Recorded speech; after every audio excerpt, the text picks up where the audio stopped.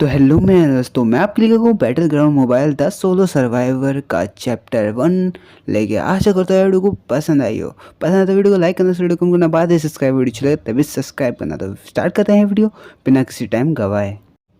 तो हेलो मेरे दोस्तों, फाइनली मैं आपके लिए कहूँ बिल्कुल एक नई मांगा लेके, जिसका नाम है battle ground the solo survivor. तो यार आपको इसके नाम से पता चल जाएगा भाई, ये पूरी मांगा यार कदे पबजी की तरह है।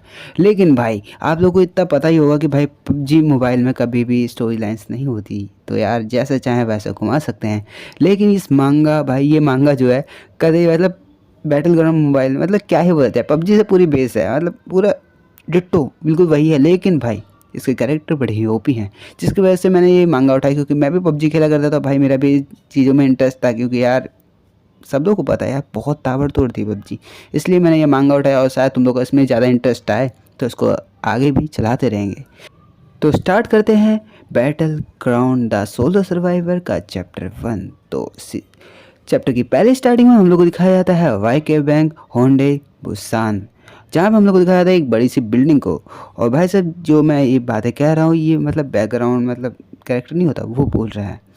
तो हम लोग को दिखाया जाता है एक सिटी का सीन, जहाँ पे भाई साहब बहुत ज़्यादा गाड़ी चल रही होती है, एक बहुत बड़ा बैंक।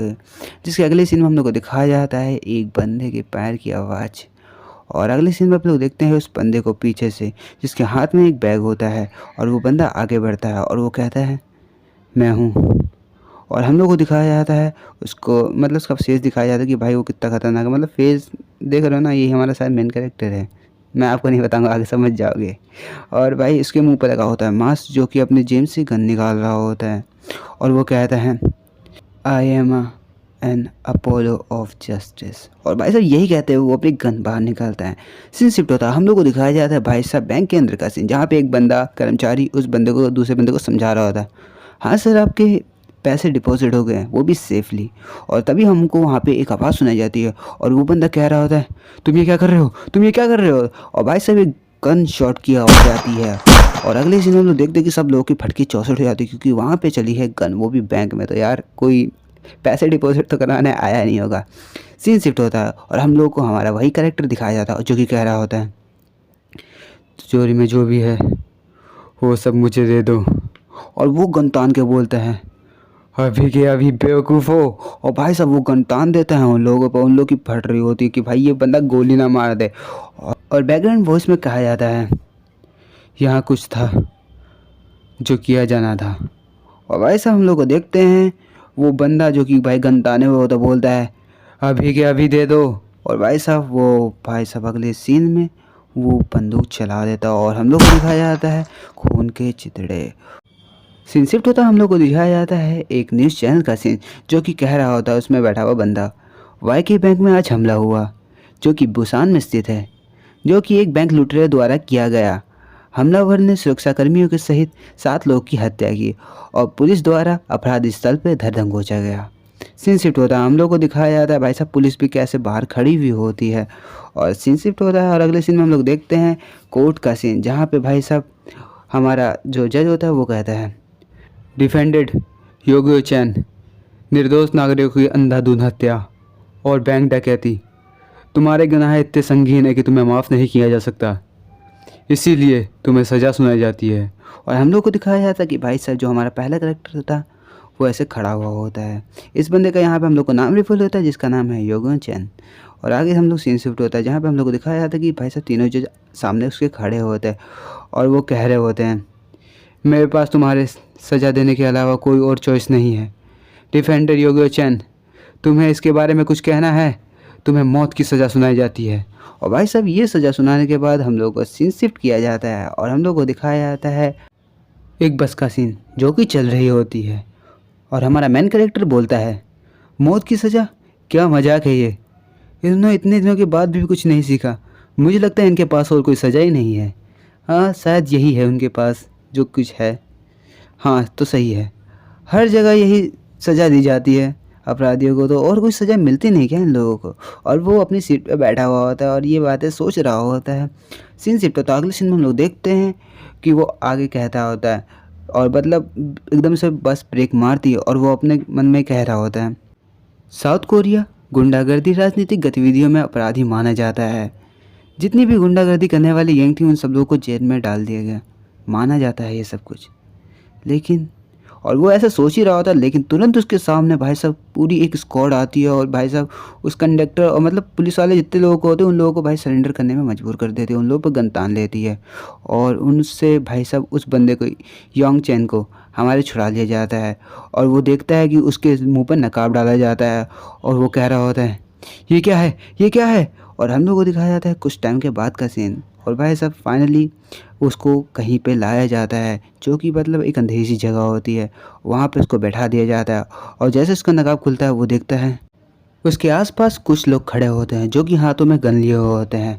और योंग चैन मतलब अपना कैरेक्टर मन में सोच रहा होता है और कह रहा होता है ये कौन लोग हैं, ये लोग मेरे साथ क्या करने वाले हैं। और तभी वो अपने मुंह से ऐसे आवाज़ निकालता है और तभी उसको एक आवाज़ आती है जो कि वहाँ के बॉस की होती है। वो कह रहा होता है बैंक रॉबरी, हाँ ये आजकल एक आम बात सी हो गई है। सच में कोरिया में कानून पालन करने वाले बहुत ही कम लोग रह गए हैं देश में, क्यों है ना। क्या तुम्हें पैसा चाहिए योंग चैन। और भाई साहब जैसे उसका नाम बोलते हैं वो बंदा शॉक हो जाता है अपना मेन कैरेक्टर, और बोलता है कि भाई साहब अपने मन में कि भाई ये आखिरकार चल क्या रहा है, क्योंकि उसको खुद नहीं पता कि भाई ये आखिरकार बंदे हैं कौन। और वो बंदा जो कि मिस्ट्री मैन था, जो कि उनका लीडर था, वो एक स्क्रीन पे दिखाई देता है और वो कह रहा होता है, और आसपास बहुत ज़्यादा ही बंदे खड़े होते हैं मतलब नकाब के साथ, क्या ही बोला जाए। और वो कह रहा होता है डरो मत, डरो मत, हमें ताकतवर लोग बहुत पसंद है तुम्हारी तरह। मुझे पता है योंग चैन, तुम्हें मौत की सज़ा सुनाई गई है। और भाई साहब ये बात सुन मतलब वो कह रहा होता लेकिन उस बंदे का चेहरा नहीं दिखाया जा रहा होता, मतलब कुछ ज़्यादा ही फ्लैश लाइट थी ना मुंह पे, समझ रहे हो ना। और वो आगे कहता है अगर तुम चाहते हो तो हम तुम्हें अपॉर्चुनिटी दे सकते हैं, हम तुम्हें छोड़ सकते हैं, तुम्हारे ऊपर जितने भी केस लगे हैं हम उसे क्लीन कर सकते हैं। ये सुनने के बाद हमारे योंग चैन मतलब अपना मेन कैरेक्टर अपने दिमाग में सोच रहा होता है मुझे इस बंदे पे विश्वास नहीं हो रहा, लेकिन इसकी ताकत देखने के बाद और उस बस के सीन देखने के बाद मुझे लगता है कि ये लोग पुलिस से भी ज़्यादा ताकतवर हैं। ये बिल्कुल वैसा ही है जैसे पुलिस से ज़्यादा ताकतवर हैं वो लोग, और मुझे ये यकीन है। क्या ये हो सकता है। और वो मतलब ऐसे डरते डरते कहता है क्या ये हो सकता है, क्या ये हो सकता है। तुम मुझे कुछ भी दे सकते हो, तुम मुझे कुछ भी दे सकते हो, क्या मुझे यहाँ से बाहर निकाल सकते हो। अगर ये तुम सब कुछ कह रहे हो तो इसका मतलब ये तो बिल्कुल नहीं कि तुम फ्री सेवा दे रहे हो। तुम्हारे इससे मतलब क्या है, तुम क्रिमिनल्स हो, तुम्हें कुछ ना कुछ तो मेरे से चाहिए होगा, तुम्हें क्या चाहिए। ये सुनने के बाद वो बंदा कहता है मतलब उसकी साउंड की आवाज़ आती है हाँ बिल्कुल, ये फ्री तो बिल्कुल नहीं है, लेकिन इसके साथ एक कंडीशन है अगर तुम्हें ये सब कुछ चाहिए। और ये सुनने के बाद कंडीशन का नाम सुनने के बाद तो भाई साहब हमारा जो कैरेक्टर होता है बोलता है क्या, तुम्हें इससे मतलब क्या है, एक कंडीशन, कहना क्या चाहते हो। और हम लोग को दिखाया जाता है मिस्ट्री मैन को जो कि भाई साहब खुश हो रहा होता है, उसकी स्माइल भाई साहब अलग ही है और उसकी आंखें तो चमक रही हैं। छोड़ो यार आगे बढ़ते हैं। और वो कहता है तुम 100 पार्टिसिपेशन में से एक हो, तुम्हें सभी लोगों को मारना पड़ेगा लास्ट तक कि जब तक तुम अकेले ना बचो। और ये सुनने के बाद भाई साहब हमारा कैरेक्टर बिल्कुल शौक हो जाता है और कहता है क्या 100 लोग, वो चाहता है कि मैं 100 लोगों को मारूं, ये कैसी बात कर रहा है ये। और हम लोग को दिखाया जाता है अगले सीन में जहाँ पे हम वो बंदा कह रहा होता है मिस्ट्री मैन गेम स्टार्ट होने वाली है, ये सब गेम है जिसमें 100 लोग में से सबसे पावरफुल बंदा ही बचने वाला है। वो बंदा सरवाइव करता है जो सबसे ज़्यादा पावरफुल है। विनर सब कुछ को मिलता है, विनर कुछ भी ले सकता है, कुछ भी मांग सकता है, तो तुम समझ गए। और भाई साहब वो बंदा कह ही रहा होता है कि उसके सामने एक और बंदा खड़ा हो जाता है, मतलब उसका चेला चापड़ नहीं होता, मतलब गैंग वाले, समझ रहे हो ना। और भाई साहब उसके सामने एक सूटकेस लेके आता है और वो अननोन पर्सन दोबारा कहना चालू करता है जो कि सबका लीडर होता है सही सुना तुमने, सब कुछ, एनीथिंग। और भाई साहब वो आगे कहता है जैसे कि उदाहरण के लिए तुम सोच लो कि तुमने पैसों के लिए बैंक लूटने की कोशिश करी और लोगों को मारा है, क्या देखना चाहते हो 10 बिलियन कैसे दिखते हैं।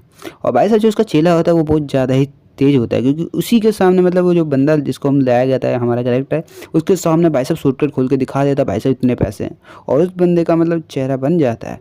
और वो कहता है हमारा जो अननोन पर्सन है अगर तुम जीते तो तुम्हारी ये प्राइज़ मनी होगी, क्या तुम्हें चाहिए 10 मिलियन, हाँ तुम्हें 10 मिलियन यन चाहिए? इतना तुम्हें बैंक लूटने के बावजूद भी कभी नहीं मिलेगा। तो क्या तुम अपनी जान को खतरे में डाल के 10 मिलियन यंग जीतना चाहोगे?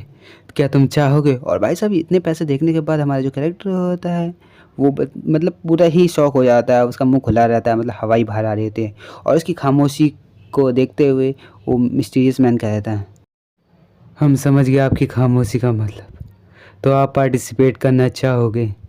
और वो मतलब जैसे वो कहता है उसके पीछे से एक बंदा मतलब डंडा लेता है और सीधे हमारे जो कैरेक्टर के सर पे मारता है, और भाई साहब फाइनली उसके मुंह से निकलता है और वो बंदा बेहोश।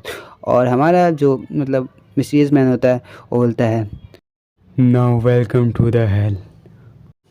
तो यार इसी के साथ ख़त्म करते हैं हम लोग battle ground the solo survivor का चैप्टर 1 पार्ट 1 यहीं पे ख़त्म। आशा करता हूँ वीडियो को पसंद आई हो। पसंद है तो वीडियो को लाइक करना, वीडियो को बाद सब्सक्राइब वीडियो चले तभी सब्सक्राइब करना, फिर से कहता हूँ वीडियो चले तभी सब्सक्राइब करना। तो यार देखो ये पहला पार्ट था और इसमें मैंने कुछ पेजेस लिए थे, मतलब इसमें आपको दिख गया होगा कि स्टोरी कैसे स्टार्ट होती है, लेकिन आपको आगे बता दूं कि भाई साहब ये कहते हैं हमारे पबजी जैसा सीन होगा, क्योंकि इसमें भी कुछ ऐसे बंदे होंगे जो कि दोगलापंती दिखाने में कभी भी पीछे नहीं हटेंगे, भले वो पीछे से क्यों ना दिखाएं। क्योंकि जैसे कि आप जानते हो कि भाई हमारे पास अब जब ओम होती थी भाई, जैसे ड्रॉप में लूटते थे, इसमें भी ड्रॉप का सीन है। जैसे हम लोग ड्रॉप लूटते थे तो भाई उसमें ओम निकलती थी, ओम को पाने के लिए भाई हमारे टीममेट ही हमारे दुश्मन बन जाते थे, जो कि दोगलापंती दिखाने के लिए हम पर नेट फेंकते थे। उसी तरह से इसमें भी है। तो भाई इसमें दोगलापंती बहुत है, मतलब कैरेक्टर इसमें बहुत है, मतलब कैरेक्टर जानते हो ना, इनकी स्टोरी लाइन इतनी खतरनाक है।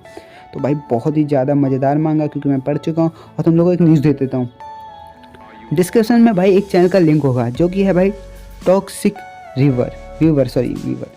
तो वो मेरा ही चैनल है, जो कि मैंने सेकंड चैनल बनाया है भाई, जो कि लग बाई चांस अगर ये चैनल उड़ता है तो वो मेरा बैकअप चैनल है, जहाँ पे आप मेरे को सब्सक्राइब कर सकते हो। क्योंकि अगर ये चैनल नहीं रहा तो मैं उस पर स्टार्ट कर सकता हूँ, क्योंकि आपका सपोर्ट रहेगा तो मैं हर जगह ही चलता रहूँगा। तो यार इसीलिए जाओ डिस्क्रिप्शन चेक करो, उसमें भाई टॉक्सिक वीवर का मतलब होगा लिंक, उसको सब्सक्राइब करो। और इंस्टा आईडी भी होगी, तो तुम चाहे तो मेरे से इंस्टा पे आके बात कर सकते हो। तो यार इसी के साथ खत्म करते हैं ये वीडियो। आशा करता हूँ वीडियो को पसंद आई हो। तो बाय बाय, मिलते हैं नई वीडियो जो कि सबसे अलग अलग मस्त। तो बाय बाय, और डिस्क्रिप्शन चेक करना मत भूलना।